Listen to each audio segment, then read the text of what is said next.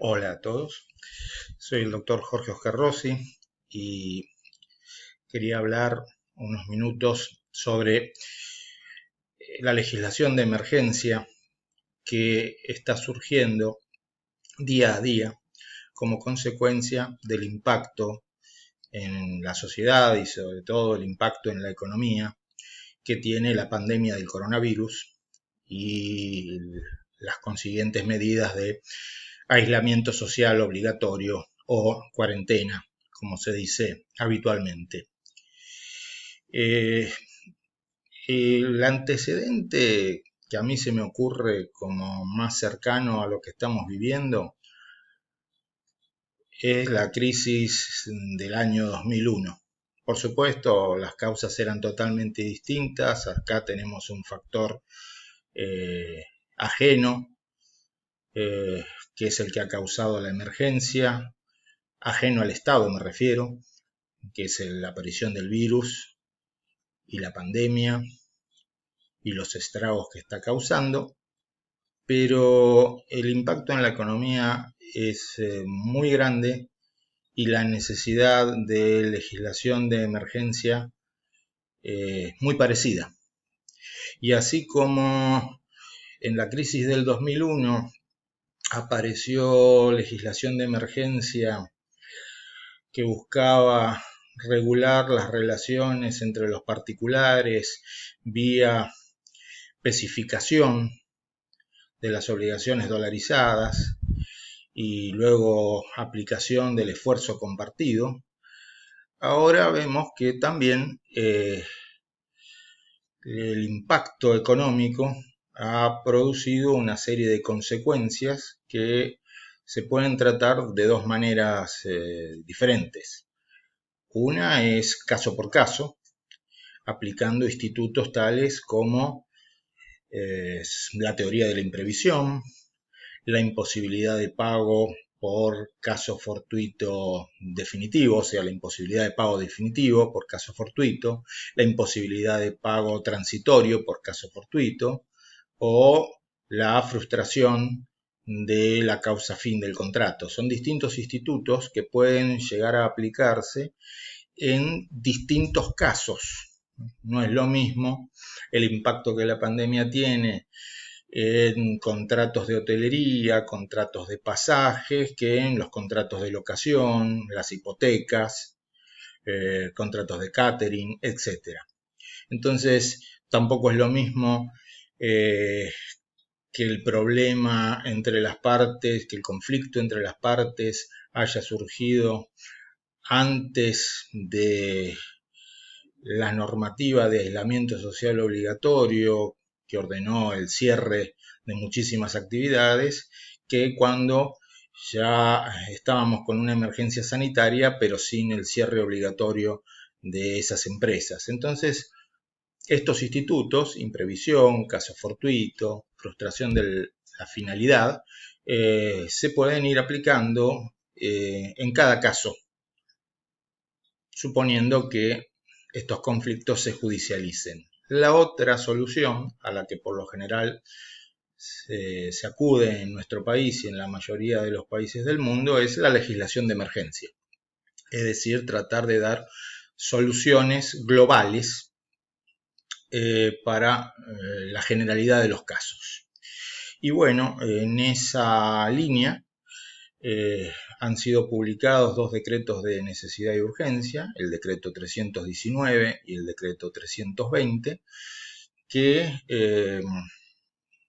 producen una serie de modificaciones en los mutuos hipotecarios y los contratos de locación actualmente en curso o incluso en las ejecuciones ya iniciadas. Vamos a ir viendo cada uno de estos decretos, puntualizando las principales modificaciones. Por supuesto, es imprescindible la lectura detallada de cada uno de ellos. Abajo de este video van a encontrar ustedes el link al boletín oficial, pero por lo menos vamos a ir dando una mirada, una primera aproximación de estos decretos y de la normativa que surge de los mismos. Empezamos con el decreto 319 del 2020, decreto de necesidad y urgencia.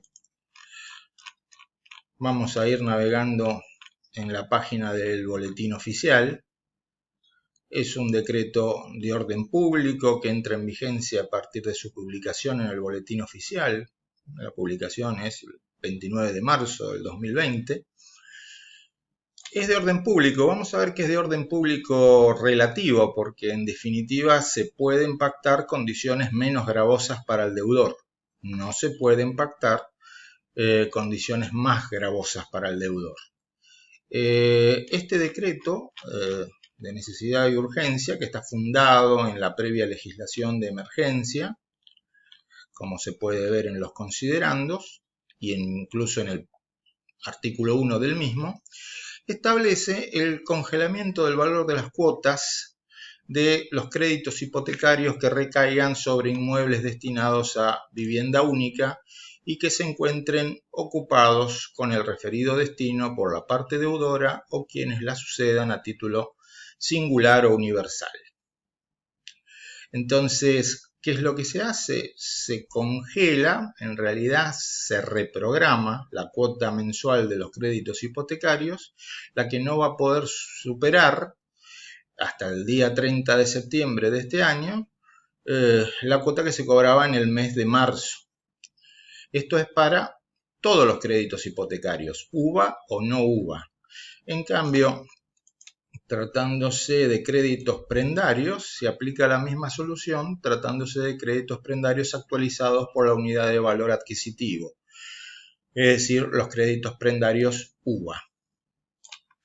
Decía que en realidad no es estrictamente un congelamiento en el sentido de que no se va a pagar absolutamente más nada, sino una suerte de reprogramación compulsiva, porque verán ustedes que la diferencia entre la suma de dinero que hubiere debido abonarse según las cláusulas contractuales y la suma de dinero que efectivamente corresponda a abonar por aplicación del congelamiento, podrá abonarse en al menos 3 cuotas sin intereses mensuales iguales y consecutivas, con vencimiento, la primera de ellas, en la misma fecha del vencimiento de la cuota del crédito del mes de octubre.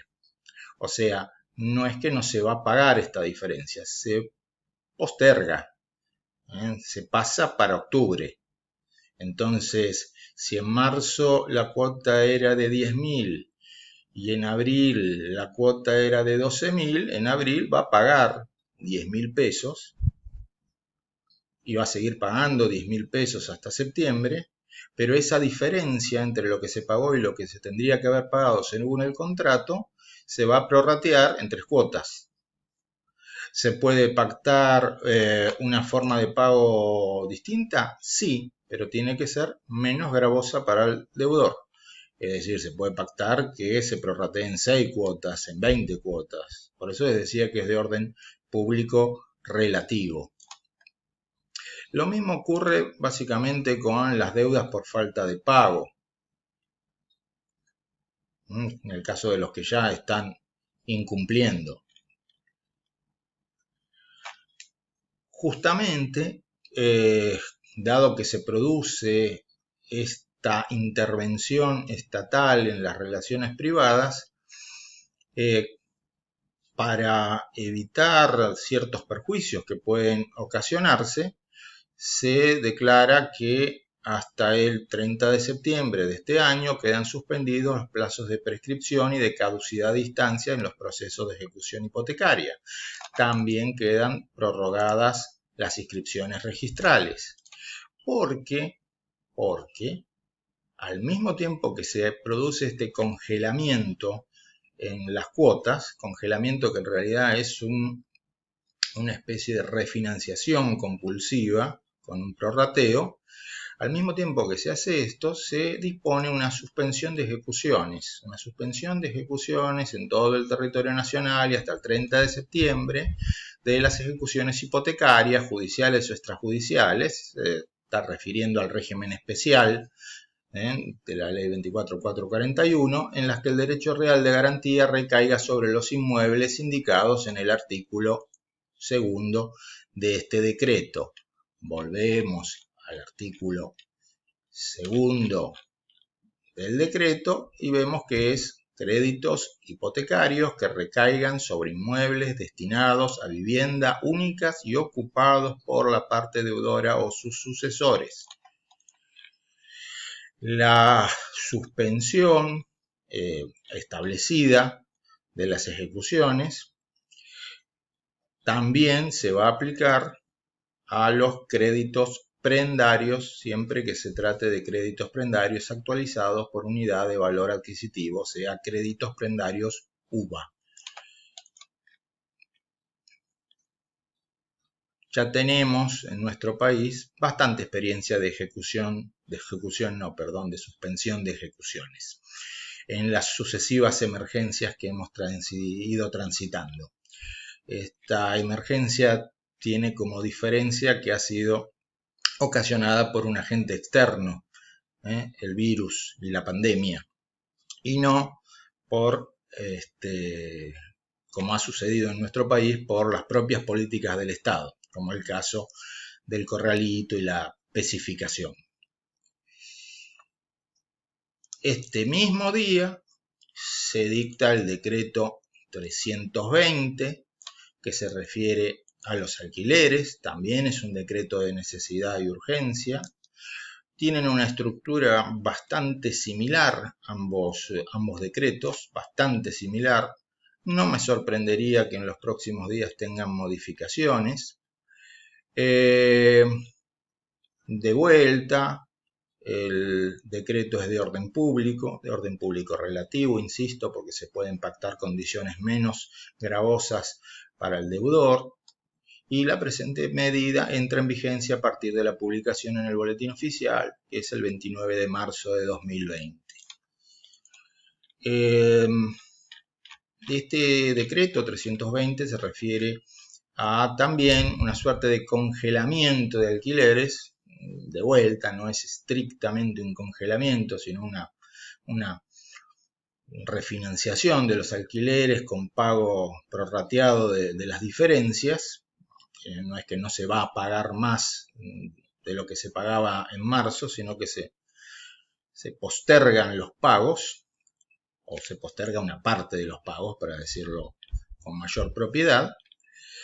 No se refiere a todos los alquileres, esto es muy importante tenerlo en cuenta, no se refiere a todos los alquileres. La clave, o el artículo clave en todo caso, es el artículo 9, bastante largo, bastante casuista, que nos dice que las medidas dispuestas en el presente decreto se aplicarán respecto de los siguientes contratos de locación: inmuebles destinados a vivienda única urbana rural, habitaciones destinadas a vivienda familiar o personal en pensiones, hoteles u otros alojamientos similares, inmuebles destinados a actividades culturales o comunitarias, un lindo tema que se puede judicializar porque a veces eso no queda claro en el contrato, inmuebles rurales destinados a pequeñas producciones familiares y pequeñas producciones agropecuarias, ojo con esto, pequeñas producciones familiares y pequeñas producciones agropecuarias, inmuebles alquilados por personas adheridas al régimen de monotributo destinados a la prestación de servicios al comercio o a la industria, o sea, no es solo para alquileres destino vivienda, inmuebles alquilados por profesionales autónomos para el ejercicio de su profesión, inmuebles alquilados por micro, pequeña y medianas empresas, conforme a lo dispuesto en la Ley 24.467 y modificatoria, inmuebles alquilados por cooperativas de trabajo o empresas recuperadas inscriptas en el Instituto Nacional de Asociativismo y Economía Social. Bastante casuista y en algunos casos veremos que potencialmente judicializable. No quedan incluidos, están excluidos de este decreto los contratos de arrendamiento y a parcería rural. Pero como vimos, no todos, porque sí quedan incluidos los inmuebles rurales destinados a pequeñas producciones familiares y pequeñas producciones agropecuarias. Todo un tema esto del concepto de pequeña producción familiar, pequeña producción agropecuaria. Por otro lado, además de un artículo como el que acabo de mencionar que dice cuáles contratos de locación están incluidos en este régimen, por otro lado, el artículo 10 plantea una excepción y nos dice que quedan excluidos de lo dispuesto en el artículo 4 del presente decreto los contratos de locación cuya parte locadora dependa del canon convenido en el contrato de locación para cubrir sus necesidades básicas o las de su grupo familiar primario y conviviente, debiéndose acreditar debidamente tales extremos. Francamente, qué lindo artículo para llenar los juzgados con conflictos, con expedientes, porque esto es fácil de redactarlo, pero puede llegar a dar lugar a bastante litigiosidad, ¿no? Porque ¿en qué casos no se aplicarían? Cuando el locador dependa del canon convenido en el contrato de locación para cubrir sus necesidades básicas o las de su grupo familiar o primario y conviviente, debiendo acreditar el locador esta situación. O sea, dicho de otra manera, el locador que vive del alquiler. El locador que vive del alquiler. Bueno, veremos cómo se maneja esto en la justicia. Bueno, ¿y en qué consiste este régimen? Bueno, similar a lo que vimos en materia de ejecuciones hipotecarias y prendarias, también se dispone hasta el 30 de septiembre del año en curso el congelamiento del precio de las locaciones de los contratos de locación, de esos contratos que vimos, los que están en el artículo 9, y durante la vigencia de esta medida se deberá abonar el precio de la locación correspondiente al mes de marzo del corriente año. Tengamos en cuenta que si bien está prohibida la indexación, es muy común en materia de contratos de locación que se convengan alquileres escalonados. Por ejemplo, en los primeros 6 meses del contrato se abonará un canon mensual de 15.000 pesos, en los segundos 6 meses un canon mensual de 18.000 pesos. En el supuesto caso de que en marzo el canon mensual hubiera estado en 15.000 pesos y justo ahora en abril tocara el segundo escalón, o sea, pasarlo a 20.000 pesos, el alquiler va a quedar en 15.000 si está la locación incluida en este artículo 9 y el locador no puede acreditar que vive de los alquileres. ¿Y hasta cuándo va a seguir pagando en este ejemplo los 15.000 pesos? Y por lo menos hasta el 30 de septiembre, porque esto puede ser prorrogado. Ahora, ¿es eso lo que va a pagar? ¿Esa diferencia se perdió? No, no es así. No es así. El artículo 7 nos va a decir que las deudas que pueden generarse desde la fecha de entrada en vigencia del presente decreto y hasta el 30 de septiembre del año en curso, originadas en la falta de pago, en pagos realizados fuera de los plazos contractuales pagados o en plazos parciales, deberán abonarse en al menos 3 cuotas y como máximo 6 mensuales, iguales y consecutivas, con vencimiento la primera de ellas en la misma fecha de vencimiento del canon locativo que contractualmente correspondiera al mes de octubre.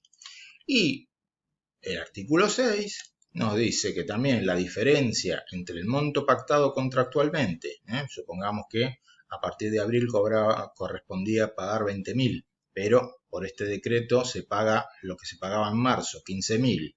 La diferencia entre el monto pactado contractualmente y el que corresponda pagar por la aplicación de este artículo, del artículo 4, mejor dicho, deberá ser abonada de vuelta por la parte locataria en al menos 3 cuotas y como máximo 6, iguales y consecutivas, con vencimiento la primera de ellas en la misma fecha de vencimiento del canon locativo que contractualmente corresponda al mes de octubre.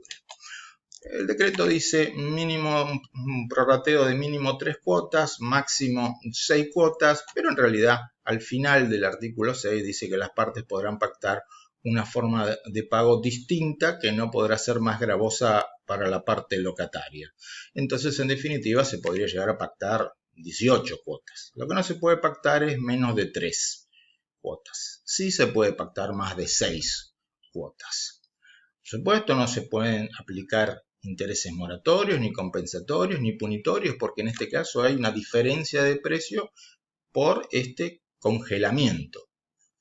Las fianzas subsisten en el caso de que el contrato se prorrogue, y verán ustedes que justamente, además de este congelamiento prorrateo, se dispone una prórroga de contratos de vuelta hasta el 30 de septiembre del corriente año.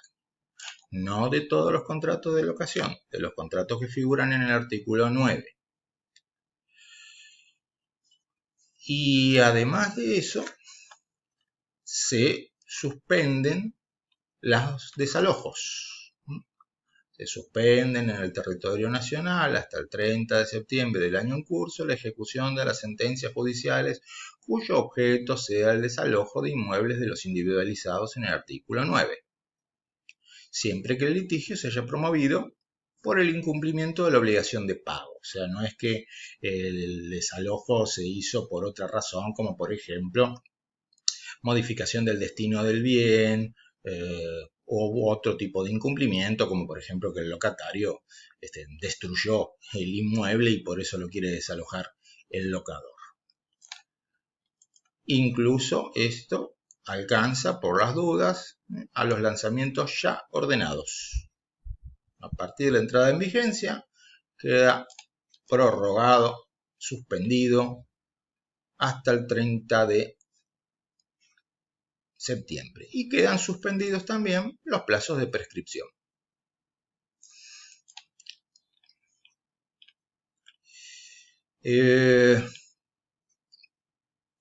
Uno de los problemas que también hay, no solamente en el tema de los alquileres, sino en general, pero en el tema de los alquileres especialmente, porque es bastante común que el locatario vaya a pagarle al locador o vaya a pagar a la inmobiliaria. El artículo 8 de la ley establece una suerte de bancarización compulsiva. Modifica, digamos así, la forma de pago y el domicilio de pago. Dice: la parte locadora, dentro de los 20 días de entrada en vigencia del presente decreto, deberá comunicar a la parte locataria los datos necesarios para que ésta pueda, si así lo quisiera, realizar transferencia bancaria o depósitos por cajero automático para efectuar los pagos a los que esté obligada. En realidad, en este tiempo de cuarentena, es muy complicado hacer los pagos a la vieja usanza, yendo al domicilio del locador o yendo a la inmobiliaria. Por lo tanto, la transferencia o eventualmente el depósito por cajero automático es un medio mucho más útil. Lo que pasa es que a veces no está pactado en el contrato y el locatario tiene miedo de realizarlo por un tema de posterior prueba en caso de desconocimiento. Este es básicamente el régimen establecido por este decreto en materia de locaciones. Uno podría preguntarse si es mejor el remedio que la enfermedad. No lo vamos a discutir en este video. El tiempo lo dirá si la legislación de emergencia resuelve los problemas o los incrementa. El objetivo de estos minutos ha sido básicamente informativo. Es muy probable que en los próximos días, en las próximas semanas, haya más legislación de emergencia e inclusive modificación sobre las medidas de emergencia ya tomadas. Esperamos haya sido medianamente comprensible lo que intentamos transmitir y nos vemos en el próximo video. Muchas gracias.